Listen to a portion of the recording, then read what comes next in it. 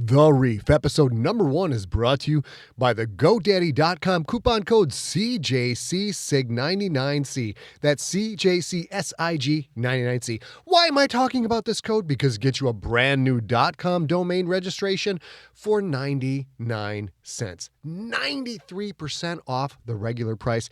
That is one hell of a deal. Reserve yourname.com, your first name, middle name, last name.com. The names of your kids, because you know somebody's going to try and come for those .coms before they even have a chance to get it for themselves. That dream business of yours, that hobby of yours, get yourself that .com, lock it up for 99 cents, worry about building the website later.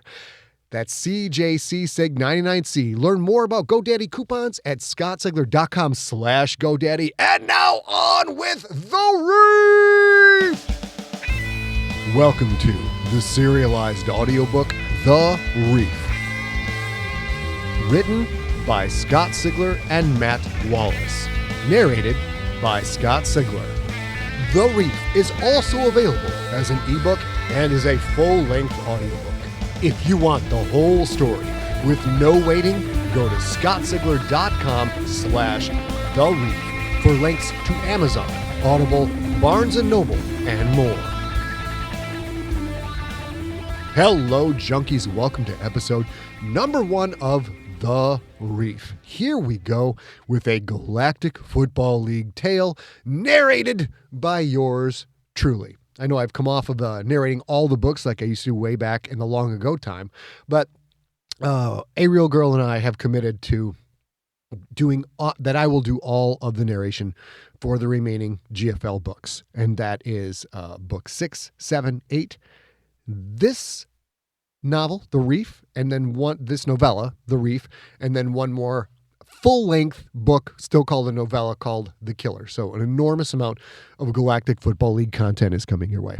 Now, I did mention book 6. If you have not heard or have not got your copy yet, you can pre-order the hardcover, signed, numbered, limited edition book number 6 of the Galactic Football League series. That is called The Gangster. You can get it over at scottsigler.com/The Gangster. We're still in pre-order. We will be in pre-order until we lock the book up and get ready to print the copies. So now is the time to get your hardcover copy reserved over there. Since I know you're going to ask, we don't have a publication date for The Gangster. The audiobook for The Gangster will be out about the same time we release the hardcover. Again, we don't have a specific date for that. And yes, I will be narrating the audiobook for The Gangster. I think that's enough jibber jab. Here we go with The Reef, episode number 1. I co-wrote this with Matt Wallace. We wrote this quite a while ago, and it's taken us an enormous amount of time, years, literally, for A Real Girl and I to get our ducks in a row and get this book out. But it's finally out. This will be, I believe, the first new GFL content in the feed since 2015. So we are geeked to bring this to you. This is a bit of a sequel to Title Fight. If you haven't read or listened to Title Fight, I strongly suggest you stop now and go get Title Fight. That is Title Fight by Scott Sigler and Matt Wallace. It's available on Amazon, everywhere, Audible, etc. And you can find that at scottsigler.com/Title Fight, one word. You've had your warning. Now, if you have already consumed Title Fight and know the story of Kyle North, the heretic, here we go with episode number 1 of The Reef.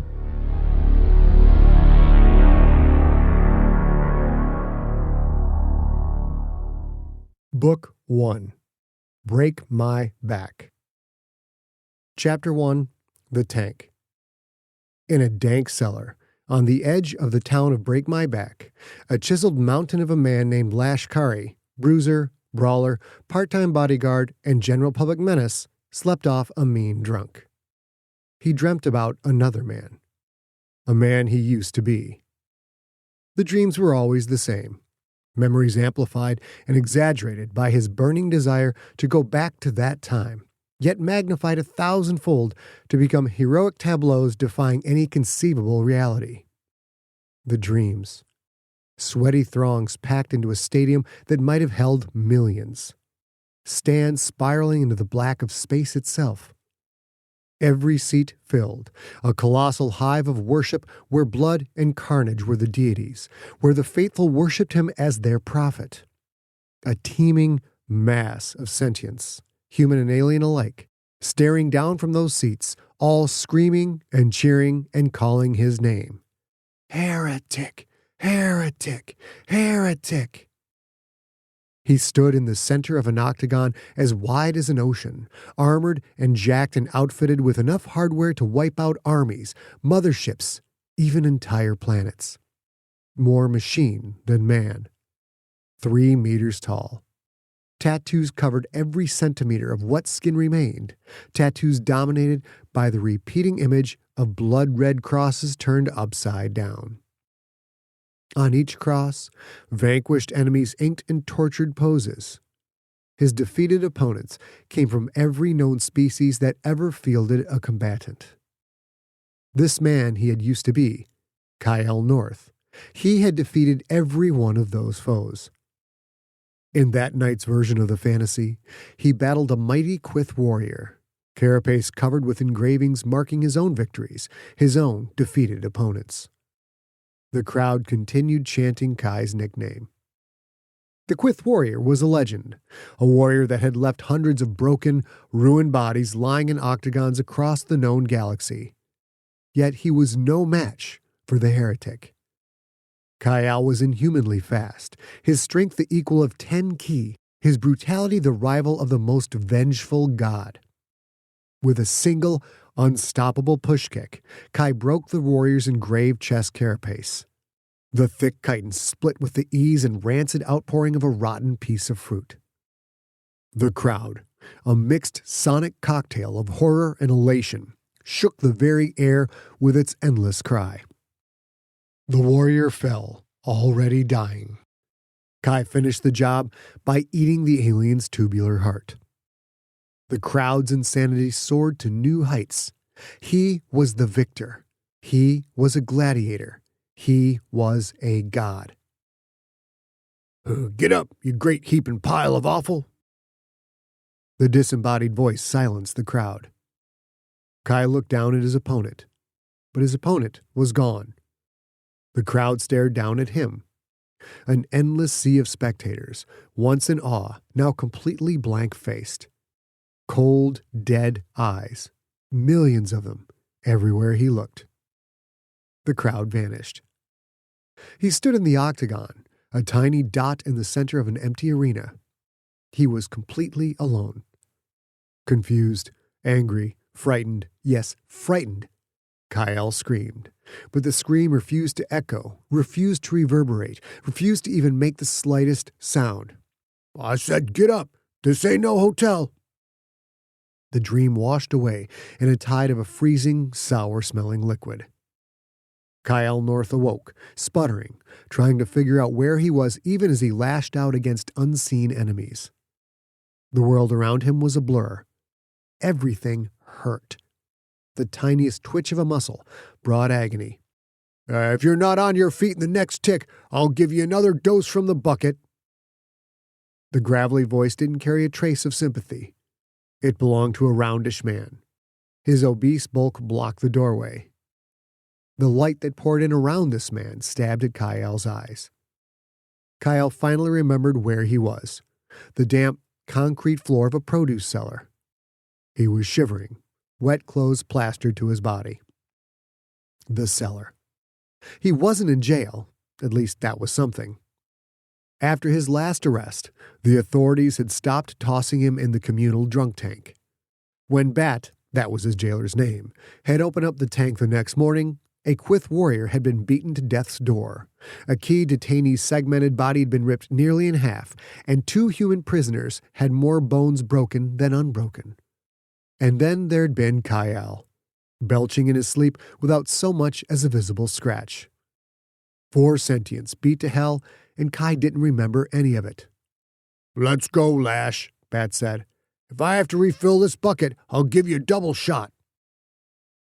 Kyle sniffed at the wetness on his skin, his clothes. That's not just water, he said. Bat grinned. It ain't. Bastard. was all Kyle could manage, and even then only half-heartedly. It took him 30 seconds to get to his feet, a battle that rivaled his most grueling octagon matches. "There you go," Bat urged him, sarcasm giving his voice a playful lilt. "Back off, Bat." There was nothing playful in Kai's tone. Bat saw the line, knew well enough not to cross it.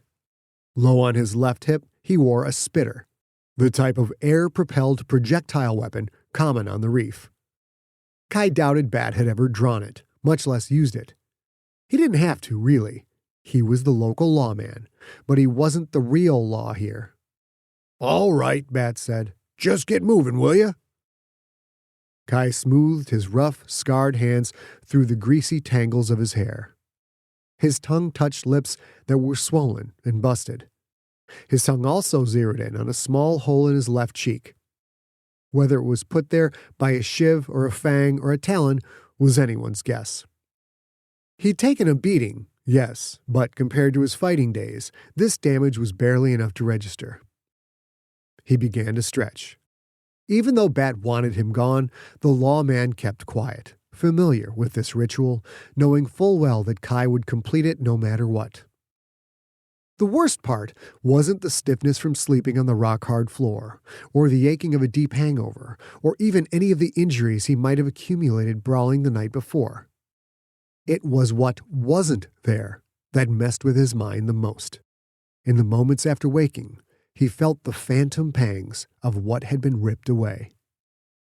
Almost 2 years after their removal, he still felt the mods, the integrated hardware that once permeated his fighter's body. He felt where the mods should be. He felt where they weren't. Felt ghost signals of motors and gears in artificial muscle fiber. The unbearable lightness of limbs free from internal metal reinforcement. Of damage control nanites coursing through his blood. And, worst of all, pain-dampening circuitry that helped him endure agonies that would make a typical man pray for death. After his last and final fight, his beloved mods had been sliced, pulled, chopped, and yanked away. In the back of a filthy freighter, Doc Patah had, almost literally, made Kyle North half the man he had once been. Since landing at the reef, Kyle had worked like a madman to build his natural body back up. He lifted any absurdly heavy object lying around, 1,000 reps at a pull. He strapped on oxygen masks and ran hills that should have sucked the life from his legs and the breath from his lungs. He started fights in any and every bar he frequented. Outside of the world of professional fighting, he was a monster by any standard. Yet without the mods that had made him superhuman, a pinnacle of human athleticism and power, he still felt incomplete. Even naked most times. And more than that, he felt vulnerable. For Kyle North, feeling that way was even worse than being forgotten. Worse than never again being able to step foot in a professional ring. Kyle finished his stretching routine, managing to work out the worst of the kinks. Or at least enough so he'd be able to walk out of the cellar without heaving his guts all over the produce crates. "I'm good," he informed his jailer. "Nah, boy. You ain't." It was the most sincere Bat had ever sounded. Most people called the man Fat Bat for obvious reasons. Even though he'd hit Kai with an axe handle across the head more than a few times, Kai actually kind of liked the guy. Fat Bat stepped aside. "Lash, next time they have to drag your stinking carcass down here, I might just seal up the doors and call this cellar your tomb." "Can that be my birthday present?" Bat snorted a laugh and motioned grandly at the stairs leading up. "You gotta quit fighting," he said. "You ain't getting any younger, you know." Stop fighting. Kai didn't know how. Letters from the Reef. Part 1. Walking Upon Gods. Excerpt from a message written by Newell Sparta, defrocked bishop of the Purist Nation Church, addressed to his brother Aaron. Brother mine, When I first set foot upon the reef, I thought the place might have been High One himself. During the time I briefly went mad here, I became certain of it. There exists no way to make you understand the enormity of this place. I thought I did before I arrived, before I looked through a filthy shuttle window and saw just a piece of its hide. Yes, my brother, its hide. We once thought of the reef as a barren, 1,000-meter-long asteroid, where lost souls and hopeless dregs congregated to live short, hedonistic existences outside the grace and authority of the Church, the Craterakians, and civilization itself. More often than not, I've found we were right about the people. However, we could not even conceive of the reef. It was once a living thing. Before any sentient species walked the planets of their birth, the awesome being we call the reef was roaming the stars, a great spacefaring titan the size of an entire world. It died long ago, much of it petrifying, hollowed out by the ravages of time and the harsh chisel of space. This patch of void became its grave, and it became another celestial body. A body that supports a sprawling ecosystem of carrion eaters, slowly consuming this massive trove of resources. There is one parallel I've found in human history, my brother. On ancient Earth, the lair of the Low One, the diseased shell from which our people escaped, there was an animal known as a whale, larger in mass than 1,000 men. The biggest creatures ever to live on that planet, whales swam the seas. When they died, their huge corpses sank to the ocean floor in what was known as a whale fall. Teeming masses of animals would come from great distances, settling on the dead animal in a feeding frenzy that lasted decades. Several generations of these carrion eaters would exist upon a single whale, born onto a veritable world of endless food. The reef is similar to that, but on a scale that boggles the mind and of a duration that outlasts all known human history.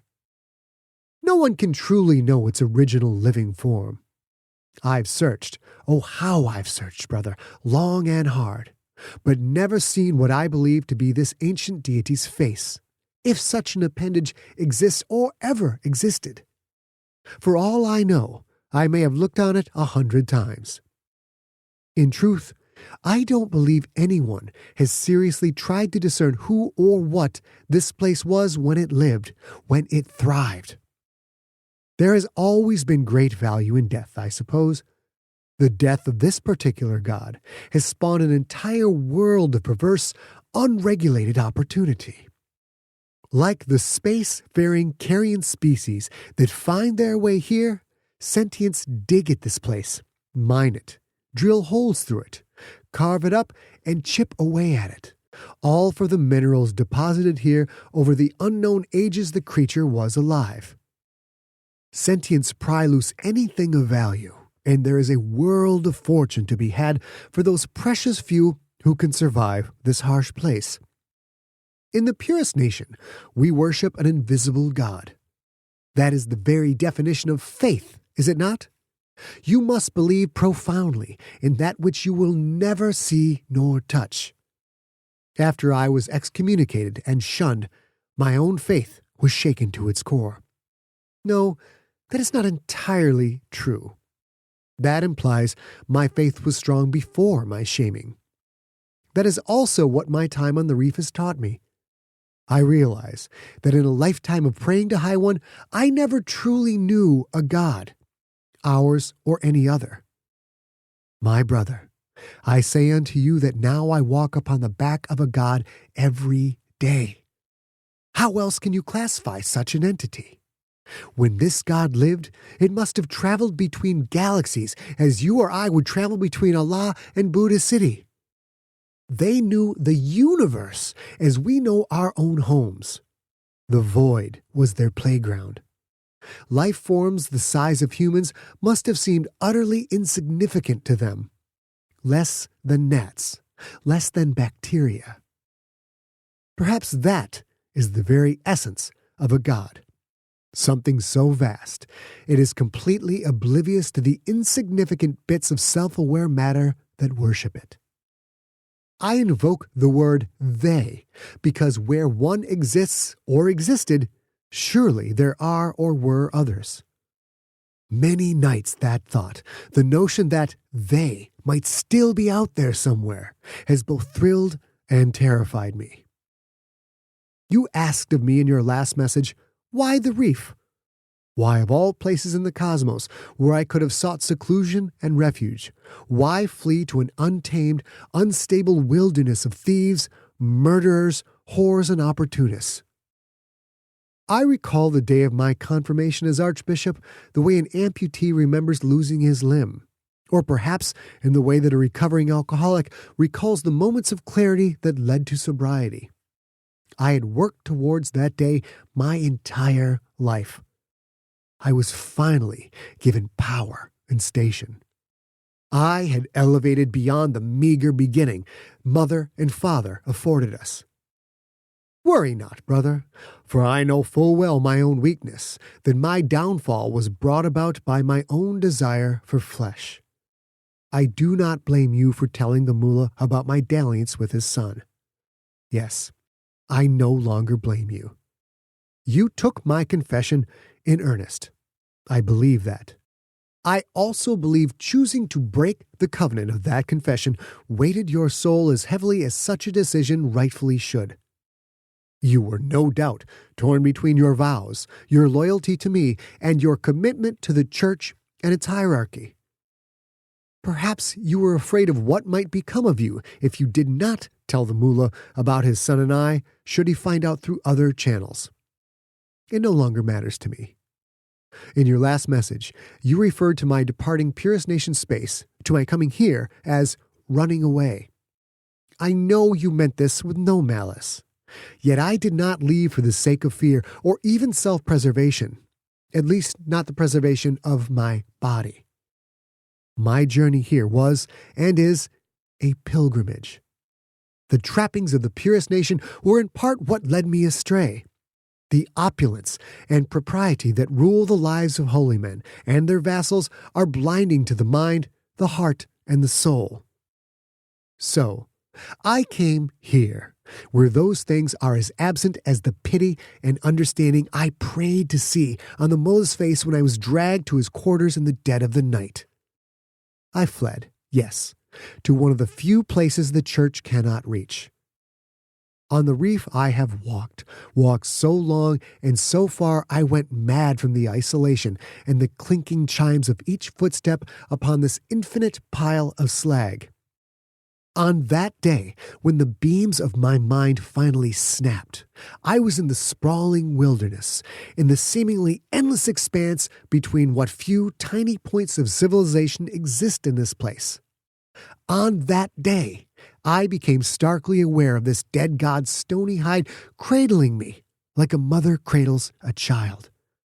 I no longer felt lost in a lifeless wasteland, but rather connected to every part of a divine relic.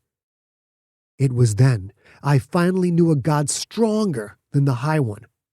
I knew a God who birthed worlds from its death and continued to strike men down long after the vacuum of space had frozen its corpse. And in that moment, I knew a dead God is still a God. That, my brother, is the reef. Chapter 2. The Retrievalists. Fortune had a way of smiling on the gifted.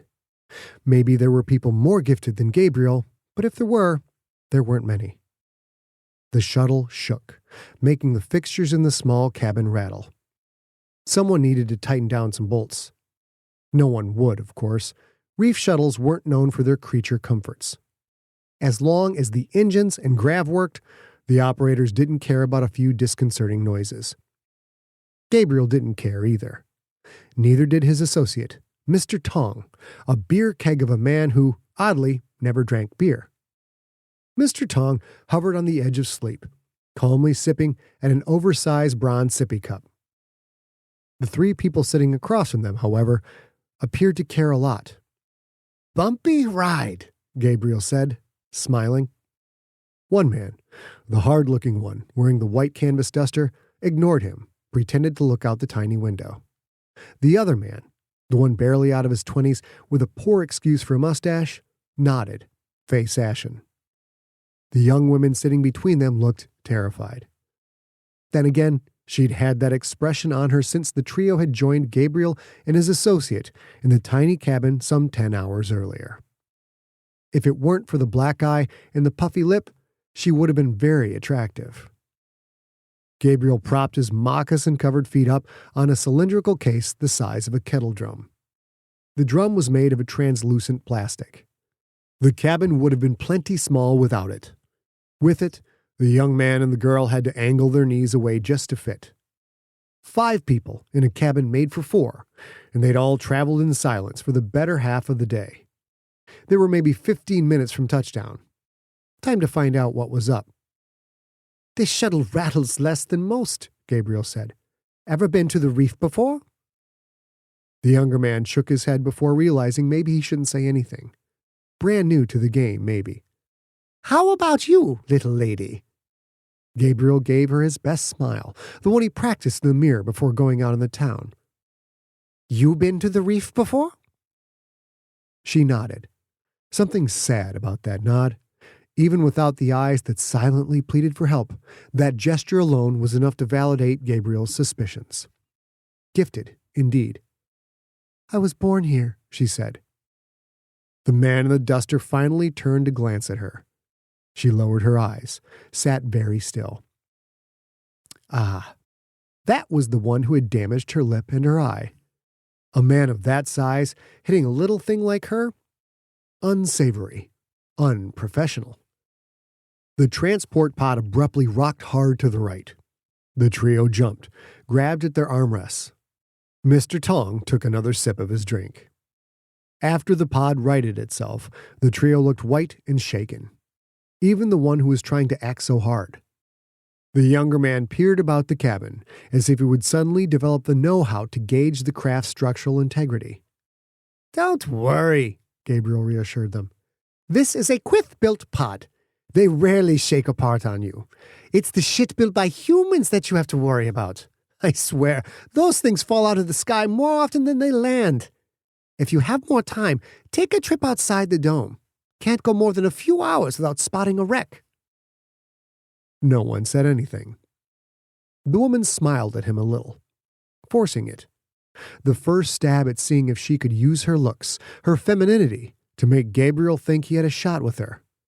A shot that would make him want to help her. Gabriel smiled back. No one would accuse him of being a handsome man, and he doubted women were attracted to his looks. His face wasn't ugly, but his features were thick enough to be off-putting to most. People with less developed survival instincts often stared at him as if they were trying to figure out a puzzle. Still, women seemed to respond to him. His confidence, the way he carried himself, as if nothing at all affected him. "What is your name, little lady?" "April," she said. "You were born here," Gabriel said. "And now you return. I imagine that rarely happens. Tell me, darling, what brings you back?" The hard one finally met Gabriel's eyes. "Mind your own business," the man said. "She's with us." Gabriel smiled at him as well. Mr. Tong took a sip. Gabriel hoped Mr. Tong's drink wouldn't run dry before the shuttle landed. A thirsty Mr. Tong was never a good thing. The young man stared at the case under Gabriel's feet. "That case," the young man said. "Did something move in there?" Gabriel stared briefly at the case beneath his feet. Yes, something was moving in there. Something that wasn't supposed to be moving yet. "Of course not," Gabriel said. "Just some things shifting around. From the rattling, you see." The young man nodded, unbelieving. Turbulence vanished. The ride was suddenly as smooth as could be. They had entered the dome, maybe 5 minutes from landing. The trio relaxed a little. Even the girl, who turned her attention back to making eyes and smiles at Gabriel. What brings you to the reef? She asked. The man in the white duster glared at her again. Honestly, how did he keep that coat so clean? We are retrievalists, April, Gabriel said. We find missing things and return them to their rightful owners. Same as us, said the man in white. Now mind your own shucking business. Understand? The man reached a hand half into his spotless white duster. The math was in Gabriel's favor. The girl was the right age, the right look, and these fine gentlemen were returning her to whence she had come. Gabriel thought about the knife concealed in his right sleeve. How easy it would be to snap his arm down, feel the blade hit his palm. But there would be questions asked, and nobody wanted that. Gabriel smiled, raised his hands palm out. Consider our business minded, he said. No need to get anxious. He tipped his head toward the girl. Perhaps we will meet again under more pleasant circumstances. The young man laughed. It was supposed to be an evil laugh. He was trying too hard. Doubt it, he said. The older man leveled a glare that made the younger man shrink. Shut up, the older man said. He turned the glare on the girl. And you, no more talking. No more. She again stared straight down. Maybe she was wondering if Gabriel would come to her rescue. I like your coat, Mr. Tong said. White is my favorite color. The big man took another pull from his sippy cup. Gabriel heard the straw gurgle as the drink finally ran dry.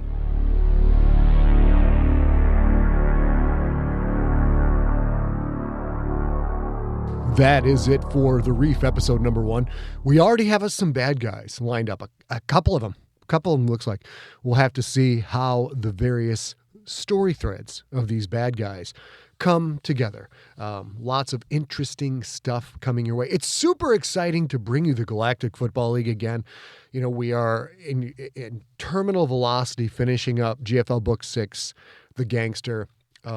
Books 6, 7, and 8 are really going to be something. I think you guys are going to dig it so much. And if this is your first experience with the Galactic Football League, as you're a new fan to my work, I highly suggest you go check out The Rookie at scottsigler.com/therookie. There are links there to get it for free. You can get the ebook for free from a couple of different vendors, and you can get the audiobook for free as a serialized podcast, ad supported. So you'll hear ads on it, but if you just want to get it, the whole thing, and mainline it, you can do that at Audible as well. Pretty excited. Golly. Gee whiz. Pretty excited to bring you this book, to bring you The Reef. Matt Wallace and I worked really hard on a long time ago. It's been through a bunch of edits. We spent the last year getting a lot of our backlog projects in a row. The Reef, Kissy Man, Fire is Orange, a few other things. And now we're finally starting to roll these things out for you guys. We hope that you dig it. If you missed it, we had a Story Smack last week where we covered the 25th anniversary of Pulp Fiction. We had guests in. We had Aaron and Dariel Singerman. Aaron Singerman runs Redcon One, which is he's the CEO of this nutrition supplement company. But the most important thing is he's built this whole company since he kind of hit rock bottom in his life. And one of the things that helped him get through that about 10 years ago was my podcast. So he came on to talk about his various struggles, how the podcast helped him, how hearing my voice every week and the continuing stories was one little element in his recovery. And we talk a little bit about what he's gone on to do great things. He's a diehard junkie. His story is amazing. And he's a huge fan of Pulp Fiction. So am I. So the Singermans, me, A Real Girl, all sat down, and you can find that over at scottsigler.com. And scroll down below The Reef episode number 1, and you will see the Pulp Fiction Story Smack podcast. So check that out if you get time. That is it for this week. We will be back next week with episode number 2 of The Reef. And until then, I will talk to you all real soon. You have been listening to The Reef, a Galactic Football League novella. Written by Scott Sigler and Matt Wallace. Narrated by Scott Sigler. Audiobook directed by AB Kovacs and engineered by Steve Riekeberg. Copyright 2019 by Empty Set Entertainment. All rights reserved. Theme music is by the band Amps and Volts.